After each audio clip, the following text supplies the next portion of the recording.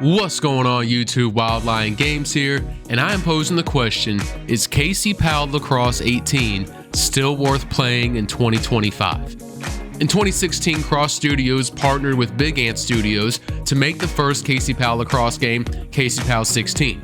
And your boy here was one of the backers on Kickstarter, so you can actually find me and my brother in the game playing for the Pro Denver team. The game was fun, it looked good, but Carlos and Sari and the team were not satisfied, and they aimed to improve their lacrosse game in 2018 with the second release. I reviewed KC Powell Lacrosse 18, back in 2018, and the review did very well for my channel. I mean, I wasn't even monetized yet, only had a few hundred subscribers, but it was a sign that I should make more reviews, hence is why the channel is where it is today. The 2018 version of the game improved on gameplay mechanics, the graphics ever so slightly. It also added a stadium builder, stick customizer, and logo editor too. The two games were largely the same, but the most noticeable differences were in the gameplay mechanics and overall feel of the game, with more natural spacing on offense and less clipping between players. Unfortunately, 2018 was the last installment of the series, and we haven't seen a lacrosse game since then. It's been almost 7 years with no sign of another lacrosse game coming anytime soon.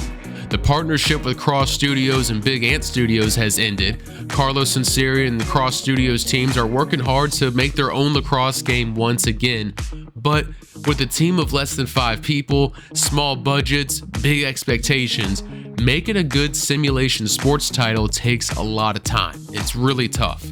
With college lacrosse upon us, the PLL 6's tournament just finished up with the regular season right around the corner, I decided I wouldn't wait idly by, but fire up KC Powell Lacrosse once again.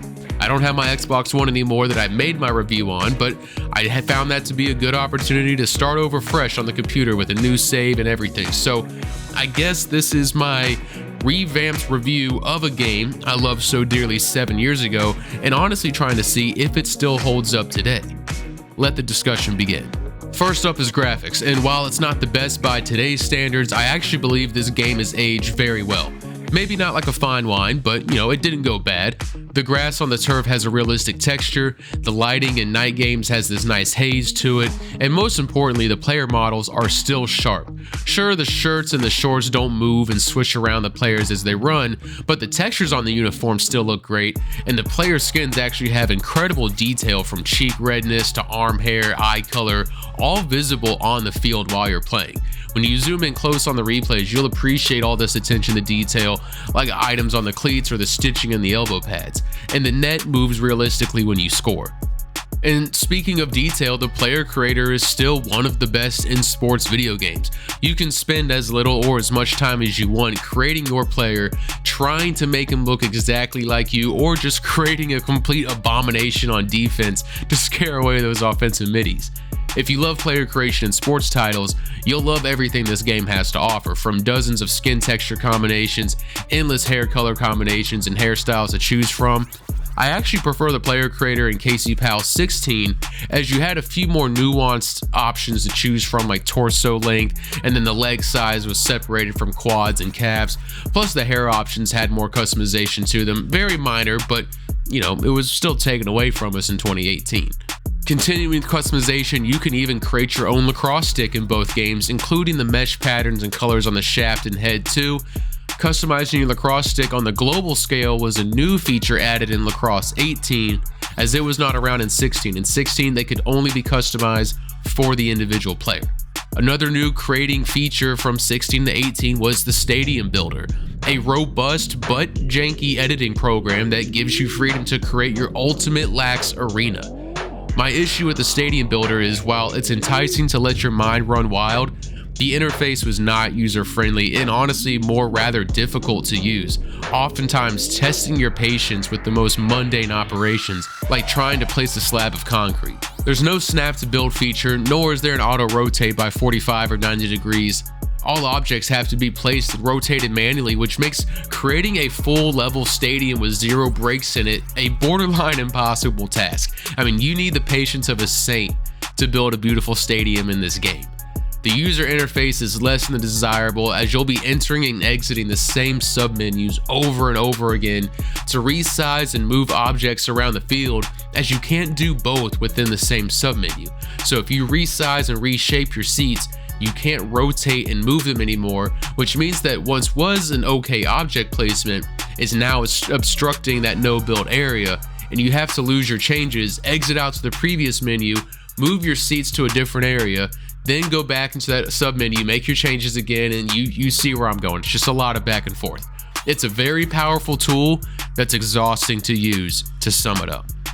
And for those who are only interested in playing with real teams, the community of the past has done a fantastic job recreating logos of both professional and college lacrosse teams, including PLL teams of the current day like the Denver Outlaws or the California Redwoods, along with major and minor colleges. Plus, you'll be able to find former MLL teams like the Launch.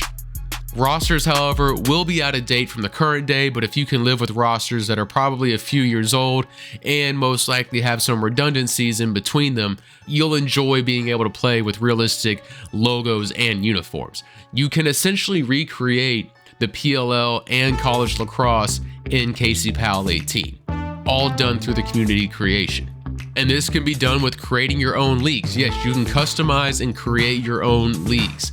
And then when you launch franchise mode, you can actually set up your franchise mode to use those custom leagues that you built. So you can use your custom pro league and your custom college league if you like. And then you basically now have the real college world, those players getting drafted into the PLL teams in your franchise mode.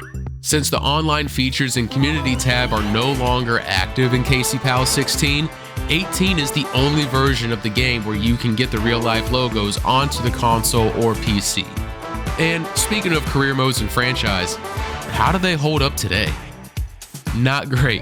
I would say this is actually where KC Powell 18 struggles the most, and I think it was also maybe its weaker point back in 2018, but the few features these modes have are kind of broken, and the lack of career stat tracking and the lack of historical stats shortens the longevity and lessens the interest of this type.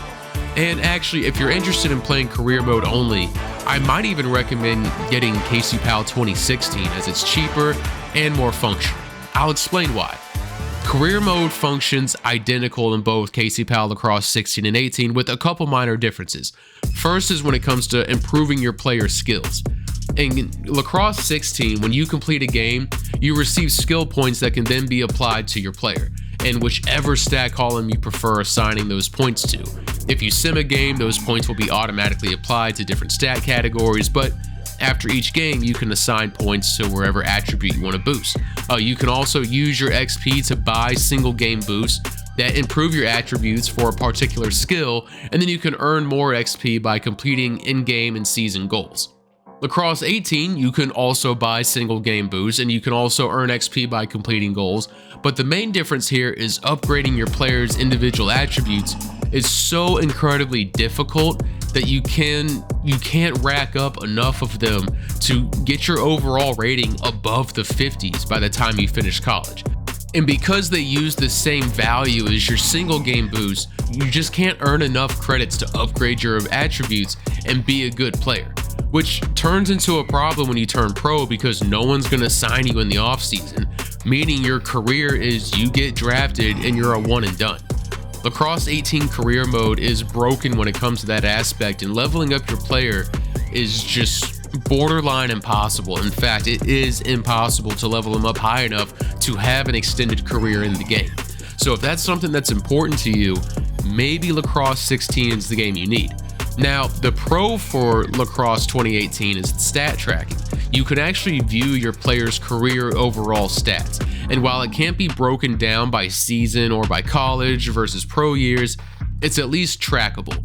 Unlike KC Powell Lacrosse 16, there's no screen to showcase your player stats. You actually have to go to the league stats menu and then find your player, and then at the end of the year they disappear, leaving you to track it yourself outside the game. So your stats just go away, and you better have written it down somewhere to see how you did in the course of your college career.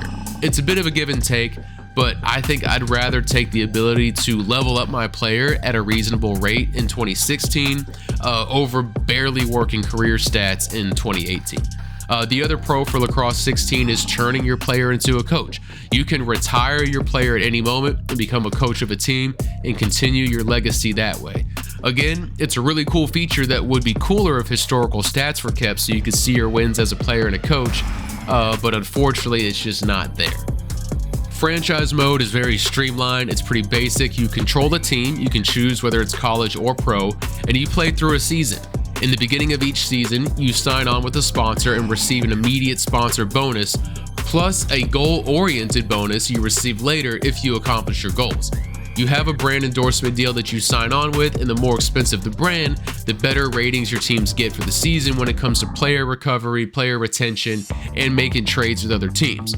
But you're left with a smaller budget to upgrade players throughout the year. And the opposite is true for a cheaper brand that, gives you more money to play with during the year. With your budget, you can't actually upgrade a single player. Instead, you use your allocated budget to buy smaller sponsorships between games that give your roster a temporary boost in various stat categories like weak-handed shooting or stamina. Think of it as those same single game XP boosts that you would buy for your My Player, like the player career mode. It's the exact same, except in franchise mode, you can't upgrade specific players with your money. You can just only buy single game stat boosts. The cheaper endorsement deal to start the season actually gives you a fatter wallet for more week-to-week upgrades. This all sounds great in theory, but it ends up being more shallow than you'd expect because since there's no player contracts or ways to boost players' stats by training them, choosing the expensive sponsor just doesn't make a lot of sense. Yes, you receive a boost in player stamina over the course of the season.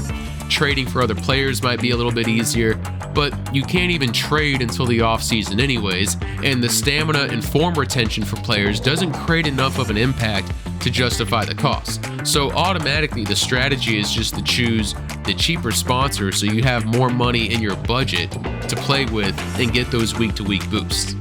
There is player scouting, although I really wouldn't call it scouting because it doesn't reveal any new information. But they do have a scouting menu where you can view upcoming players available for the draft. But it's unnecessary as you can do all your scouting during the draft itself. The offseason consists of signing players to your protected roster list, so you have up to 23 players you can protect, no one can take them, and then after you make that, you draft rookies coming out of college, and then you have a supplemental draft which then fills in the rest of your roster with available free agents after that. So once you do those things, you're on to the next season. If you're looking for a streamlined career like franchise mode, this is going to be plenty for you to just play through multiple seasons, build your roster, and have fun, and go season to season winning championships. The UI design could be cleaner, so you're not bouncing around so many menus, but everything works how it's supposed to. If you'd like to see my review of KC Powell Lacrosse 18 to get a deeper and more thorough look at the game in these modes, check out the video on the end screen of this video. And now, to answer our question. Is KC Powell Lacrosse 18 still worth it almost a decade later? If you're a big lacrosse fan and you don't mind spending $50, then yes. It's far from being a bad game, but I think it's also equally as far from being a great game.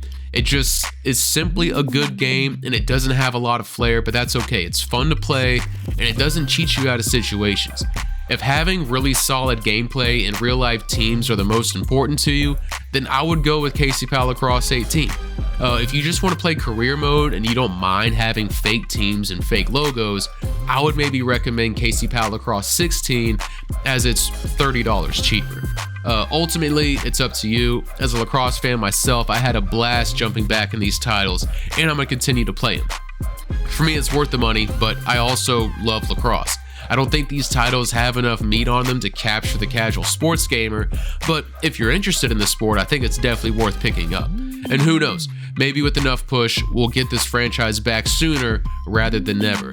But that's it from me. Hope you enjoyed the video, and if you did, be sure to give it a thumbs up. Let me know in the comments if you'll be picking up KC Powell Lacrosse, or if you want me to explore career mode and make a series out of that. Until next time, peace.